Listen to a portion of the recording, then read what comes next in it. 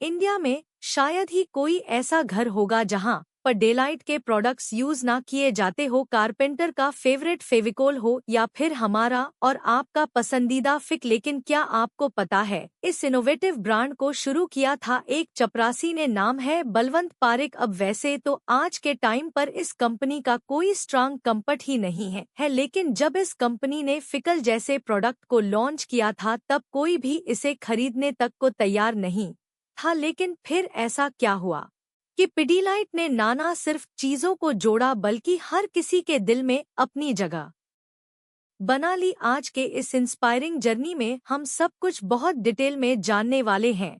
तो दोस्तों, फेविकोल की जर्नी स्टार्ट होती है 1925 से, जब गुजरात के एक छोटे से गांव महुआ में बलवंत कल्याण जी पारेख का जन्म हुआ था। इनके दादाजी एक मजिस्ट्रेट थे और उन्हीं से ही इंस्पायर होकर बलवंत पारेख ने भी लॉ की पढ़ाई करने की सोची और फिर शुरुआती एजुकेशन कंप्लीट करने के बाद उन्होंने मुंबई के गवर्नमेंट लॉ कॉलेज में एडमिशन ले लिया। लेकिन दोस्तों, यह वह टाइम था जब देश पर ब्रिटिश रूल था और हर तरफ लोगों के ऊपर अत्याचार किए जा रहे थे, जिसकी वजह से हर देशभक्त के खून में आजादी की लहर दौड़ने लगी। और फिर बलवंत पारेख भी इस लड़ाई में कूद गए। उन्होंने जैसे ही सुना कि Mahatma Gandhi quit India movement की शुरुआत कर रहे हैं तो फिर वह पढ़ाई बीच में ही छोड़कर अपने गांव वापस आ गए और इस आंदोलन को ज्वाइन कर लिया। लेकिन करीब 1 साल बाद उनके मन में यह ख्याल आया कि अगर वह किसी हायर पोजीशन पर होंगे तो फिर अपने लोगों के लिए ज्यादा काम आ पाएंगे। और फिर इसी सोच के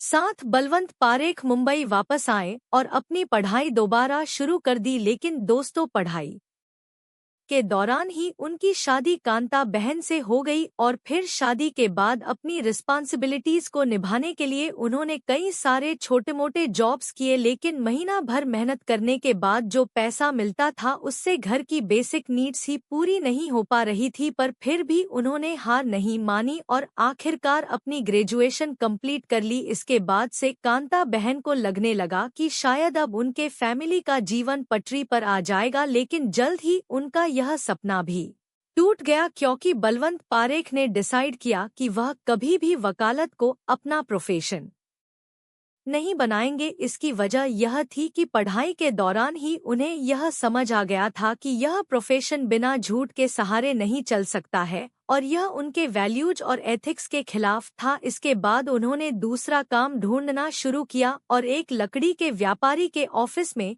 चपरासी की नौकरी करने लगी। लेकिन दोस्तों, यहाँ भी उनकी फाइनेंशियल कंडीशन बहुत खराब थी। हालात तो ऐसी हो गई थी कि उन्हें और उनकी वाइफ को उसी लकड़ी के गोदाम में ही रहना पड़ा। लेकिन दोस्तों, लकड़ी के गोदाम में काम करते हुए ही उन्होंने एक मार्केट गैप नोटिस किया जो कि आगे चलकर उनके बिजनेस की फाउंडेशन बनी। उन्होंने देखा कि वुड इंडस्ट्री में ग्लू की बहुत ज्यादा डिमांड है, लेकिन मार्केट में अवेलेबल ज्यादातर गोंद इंपोर्टेड होते थे जो ना सिर्फ महंगे थे बल्कि इसकी क्वालिटी भी कुछ खास अच्छी नहीं थी। जबकि अगर हम इसके सस्ते अल्टरनेटिव की बात करें तो उस समय लोग चावल या आटे को पकाकर बनाए गए गोंद का इस्तेमाल करते थे। अब यह गोंद पेपर जैसी हल्की चीजों को तो चिपका देता था, लेकिन लकड़ी जैसे भारी सामानों के लिए यह बिल्कुल काम का नहीं था। इसीलिए उस समय के ज्यादातर कारपेंटर्स एक स्पेशल टाइप के गोंद का यूज किया करते थे जो कि जानवरों की हड्डी और खाल से निकाले गए कोलेजन से बनाया जाता था। अब यह कुछ हद तक टिकाऊ तो होता था, लेकिन ने इसे बनाने और यूज करने का प्रोसेस काफी मुश्किल और टाइम कंज्यूमिंग था, क्योंकि जितनी बार आपको इसे इस्तेमाल करना है उतनी ही बार इसे गर्म करना पड़ता था। साथ ही इसके अंदर से इतनी गंदी बदबू आती थी ना कि काम करना भी मुश्किल हो जाता। और फिर जो कारीगर प्योर वेजिटेरियन थे उनके लिए जानवरों की हड्डियों से बना गोंद इस्तेमाल करना उनका धर्म भ्रष्ट करने के जैसा था। और फिर इन ही सभी प्रॉब्लम्स को देखते हुए बलवंत पारेख ने सोचा कि क्यों ना कोई ऐसा गोंद बनाया जाए जो कि इजी टू यूज हो और हाइजेनिक भी। लेकिन दोस्तों, यह काम इतना आसान नहीं था, क्योंकि प्रोडक्ट पर रिसर्च करने और मैन्युफैक्चरिंग यूनिट सेटअप करने में बहुत बड़े फंड्स की जरूरत थी जो कि उस टाइम बलवंत के पास में नहीं थे, लेकिन इसी बीच बलवंत पारख की मुलाकात मोहन नाम के एक इन्वेस्टर से हुई और फिर दोनों ने मिलकर कोई बिजनेस शुरू करने का फैसला किया। थोड़ा दिमाग लगाने के बाद से 1950 में उन्होंने बाहर के देशों से साइकिल, सुपारी, केमिकल्स और डाइज इंपोर्ट करके इंडिया में बेचना शुरू कर दिया। इस बिजनेस से उन्हें काफी अच्छा प्रॉफिट हुआ, जिसकी वजह से धीरे धीरे करके उनकी फाइनेंशियल कंडीशन इम्प्रूव होने लगी और फिर जल्द ही बलवंत पारेख अपनी फैमिली के साथ मुंबई के सायन इलाके में एक छोटे लेकिन कंफर्टेबल फ्लैट में शिफ्ट हो गए। लेकिन दोस्तों, अब शुरू होती है उनकी असली कहानी। बलवंत पारेख ने केमिकल्स और डाइज के बिजनेस में गहराई से काम करना शुरू कर दिया और इसके लिए उन्होंने जर्मनी के एक कंपनी फेडको के साथ में पार्टनरशिप कर ली। हालांकि फेडको खुद केमिकल्स के मैन्युफैक्चरर नहीं थी, यह जर्मनी की एक बड़ी कंपनी चेस्ट के लिए मिडल मैन का काम करती थी, मतलब कि हचस केमिकल बनाकर फेडको को देती और फिर फेडको उन्हें बलवंत पारेख को सप्लाई करता था। अब 1950 में भारत के टेक्सटाइल इंडस्ट्री काफी तेजी से ग्रो कर रही थी, इसीलिए डाइज और केमिकल्स की डिमांड भी बहुत ज्यादा बढ़ गई और फिर इसी बढ़ती डिमांड के चलते हचस ने इंडियन मार्केट से खूब प्रॉफिट कमाया।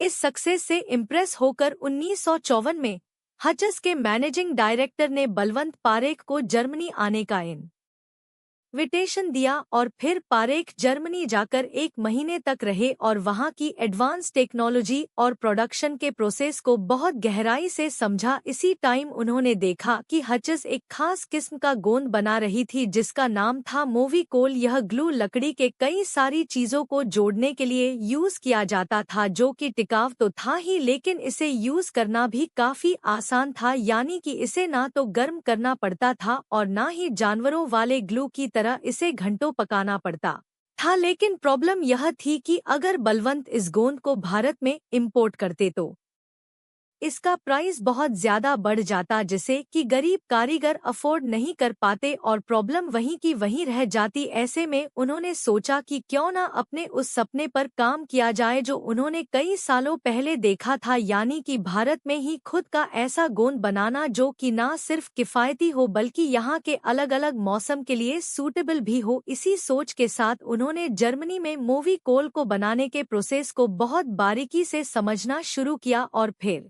भारत वापस लौटकर अपने भाई सुनील पारेख के साथ मिलकर इस तरह के ग्लो को तैयार करने में जुट गए। 1954 में उन्होंने मुंबई के जैकब सर्कल में एक छोटी सी फैक्ट्री लगाई और अपनी कंपनी का नाम रखा पारख डकम इंडस्ट्रीज। इसके बाद उन्होंने हचस से सीखी टेक्निक का यूज करते हुए भारत के लिए एक नया और स्वदेशी गोंद तैयार किया जिसका नाम रखा गया फेविकोल। यह नाम बेसिकली मोविकोल से इंस्पायर्ड था, जिसमें कोल का मतलब था 2 चीजों को जोड़ने वाला। 1959 में बलवंत पारेख ने फेविकोल को मार्केट में उतारा और फिर इसी साल उन्होंने अपनी कंपनी का नाम बदलकर पारख डाइकेम इंडस्ट्रीज से पिडिलाइट इंडस्ट्रीज कर दिया। शुरुआत में फेविकोल को टेबल टॉप ग्लू के रूप में प्रमोट किया गया जो कि स्पेशली फर्नीचर इंडस्ट्री के लिए एक परफेक्ट सलूशन था, लेकिन यह बात लोगों को समझाना कंपनी के लिए बहुत मुश्किल होने लगा क्योंकि ज्यादातर कारपेंटर्स और कारीगर ट्रेडिशनल ग्लू का इस्तेमाल करने के आदी हो चुके थे और उनका मानना था कि यह नए टाइप का ग्लू उनके ट्रेडिशनल ग्लू के जितना इफेक्टिव नहीं होगा। दूसरी तरफ बड़े कॉन्ट्रैक्टर्स और अमीर कस्टमर्स इम्पोर्टेड एडिसिव्स को ही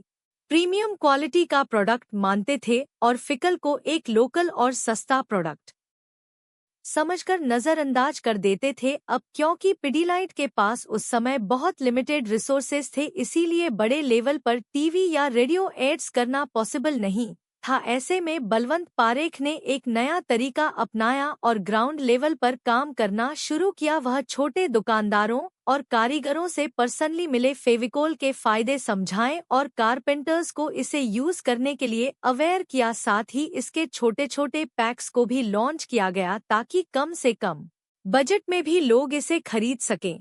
लेकिन दोस्तों, इन सभी शुरुआती प्रयासों से भी कंपनी को कुछ खास फायदा नहीं मिल पाया। हालांकि इसके बाद भी बलवंत पारेख ने हार नहीं मानी और उन्होंने कारपेंटर्स के लिए डेमोन्स्ट्रेट वर्कशॉप्स कराई। इन वर्कशॉप में उन्होंने फेविकोल का इस्तेमाल करके दिखाया और समझाया कि उनका यह ग्लो पुराने ट्रेडिशनल ग्लो से ज्यादा ड्यूरेबल और स्ट्रांग है। फेविकोल का सबसे बड़ा फायदा यह था कि इसे इस्तेमाल करना बहुत आसान था, ना इसे गर्म करने की जरूरत थी और ना ही कोई बदबू की समस्या, और यह सिंथेटिक रेजिन से बनाया गया था जो कि वेजिटेरियन लोगों के लिए एक सेफ ऑप्शन था। बलवंत पारेख ने कारपेंटर्स को फेविकोल के फ्री सैंपल्स भी दिए ताकि वह खुद इसे ट्राई कर सकें, और फिर जब उन्होंने इस ग्लू को ट्राई किया तो मानो हैरान ही रह गए, क्योंकि फेविकोल की स्मूथ कंसिस्टेंसी ने काम को काफी आसान बना दिया और यह सरफेस पर मक्खन की तरह ग्लाइड करता था। इस तरह से फेविकोल अब धीरे धीरे मार्केट में पॉपुलर होने लगा। लेकिन दोस्तों, प्रॉब्लम यहीं पर खत्म नहीं हुई, क्योंकि फेविकोल का शुरुआती फॉर्मूला सिर्फ लकड़ी पर ठीक तरीके से काम करता था। प्लास्टिक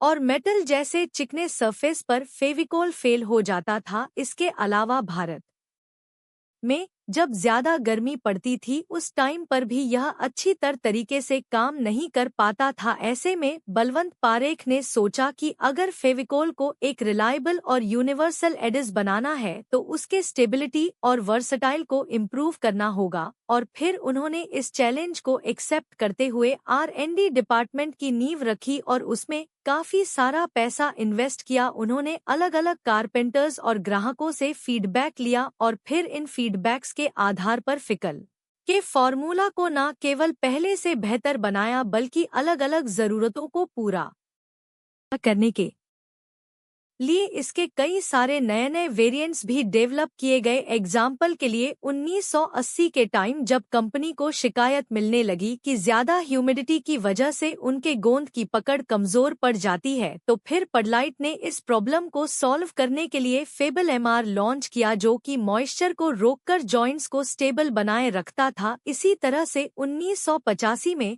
कंपनी ने एक और इनोवेटिव प्रोडक्ट लॉन्च किया जो था असल में उस टाइम पर कारपेंटर्स और आम लोगों को एक ऐसे प्रोडक्ट की जरूरत थी जो कि क्विक रिजल्ट दे पाए, और फिर पिडिलाइट ने इस प्रॉब्लम को देखते हुए बस एक बूंद स्लोगन के साथ में फेविक्विक को मार्केट में उतार। Yes sir, F quick adhesion भर लगे चुटकी में चिपकाए। फेविक्विक की खासियत यह थी कि यह सिर्फ लकड़ी ही नहीं बल्कि प्लास्टिक, मेटल, रबर और दूसरे मटेरियल को भी तुरंत जोड़ देता था, और फिर आगे चलकर भी डॉक्टर फिक्सिट, एसिलटेक्स और मरीन जैसे प्रोडक्ट्स लॉन्च किए गए, और फिर इतने सारे मार्केट डिमांड को फुलफिल करने का ही नतीजा है कि आज पिडिलाइट इंडियन एडसी मार्केट का 70% से भी ज्यादा शेयर होल्ड करता है। बलवंत पारेख ने बहुत पहले ही यह समझ लिया था कि फर्नीचर में कौन सा ग्लू लगेगा, यह डिसीजन अक्सर कारपेंटर्स ही लेते हैं।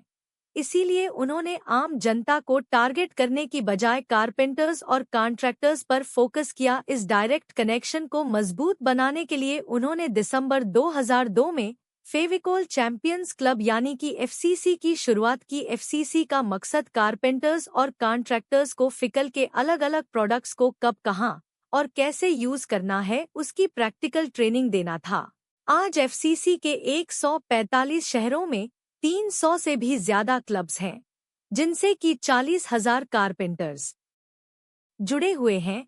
लेकिन दोस्तों, पारेख जी ने अपने प्रोडक्ट्स को सिर्फ कारपेंटर्स तक सीमित नहीं रखा बल्कि ग्लू के छोटे पैक्स निकालकर बच्चों के स्कूल प्रोजेक्ट से लेकर उनके आर्ट एंड क्राफ्ट तक भी अपनी एक खास जगह बना ली। इस तरह से पिडिलाइट की शानदार सक्सेस और फिकल की जबरदस्त पॉपुलर ने उसे इंडियन मार्केट के हर एक घर में अपनी जगह तो दिला दी, लेकिन इसके बाद कंपनी के सामने एक नई दिक्कत खड़ी हो गई फेक प्रोडक्ट्स की। एक्चुअली मार्केट में फेविकोल जैसे दिखने वाले घटिया क्वालिटी के फेक ग्लो बिकने लगे, क्योंकि ज्यादातर लोग सिर्फ डिब्बे का डिजाइन, लोगो और ब्रांड नेम देखकर इसे खरीद लेते थे और फिर स्कैमर्स ने इस बात का फायदा उठाना शुरू कर दिया। हालांकि जल्द ही पिडीलाइट ने इसे सीरियसली लिया और एक्शन में आ गई। उन्होंने फिकल के डिब्बों को यूनिक बनाया, अवेयरनेस कैंपेन चलाए और असली फिकल की पहचान जैसे लोगो, होलोग्राम और क्यूआर चेक करने के तरीके बताए। साथ ही नकली प्रोडक्ट्स बेचने वालों के खिलाफ लीगल एक्शन लिया गया और उनके ऑपरेशंस बंद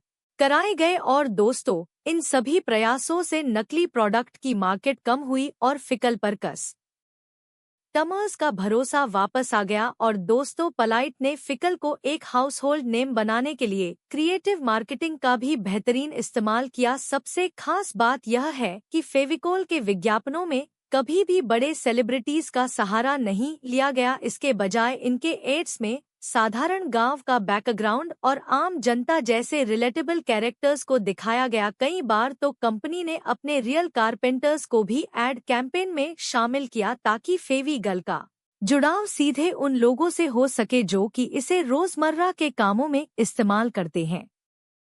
फेविकोल की आइकॉनिक टैगलाइन "दम लगा के हमेशा", आज भी लोगों के यह फिकल मरीन का मजबूत जोड़ है, पानी में भी नहीं टूटेगा। इसी तरह शर्मा के दुल्हनिया जैसे डक कैंपेन से कस्टमर्स फेविकोल से इमोशनली कनेक्ट हो गए। पड़ ग नाम सर माइन का सोफा, हाय रे सर माइन का संगीत। सोफा फिकल के मार्केटिंग कैंपेन में ह्यूमर का खास रोल रहा है। का वो ओवर क्राउडेड बस वाला एड आपको याद है, जिसमें लोग बस के अंदर और बाहर तक चिपके हुए नजर आते हैं? इस बात का यह बहुत परफेक्ट एग्जाम्पल है कि कैसे